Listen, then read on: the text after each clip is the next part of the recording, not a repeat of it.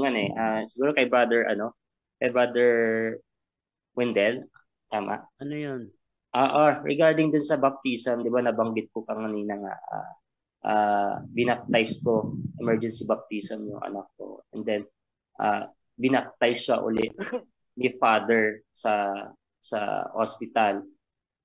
And then, pumunta ako sa opisina ng simbahan.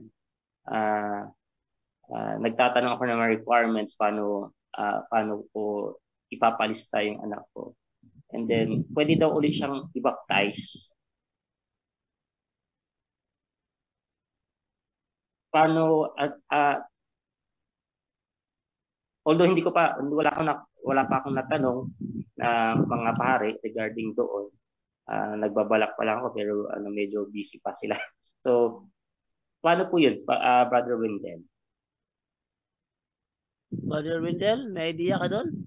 Una, yung emergency baptism, tanggap yan ng simbahan in case kung pumanaw yung nabinyagan sa pamamagitan ng emergency baptism. Kahit pa Muslim, pwedeng mag-emergency baptism basta nandyan ang formula sa binyag. No? Yes. Tanggap yan kahit doktor, nurses, magsagawa ng ganyan, kahit ibang religion, tanggap yan pag pumanaw, valid ang emergency baptism. However, kung buhay ang nakatanggap ng emergency baptism at gumaling, kailangan siyang binyagan sa pamamagitan ng sacramental baptism. Kung nabinyagan siya ng pare, hindi yon emergency baptism.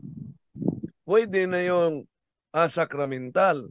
Pero mas mabuti na yung pare na nagbinyag, makipag-ugnayan ka kung pwede bang binyagan muli ang bata dahil sa pagbinyag niya, wala pa kayong napili na ninong at ninang na gagabay, at kung sabihin niya na enough na yon, sacramental na yung ginawa niya na baptism, so doon na kailangan na ipatala siya para merong baptismal certificate. Yes. Okay na ba yun, bro?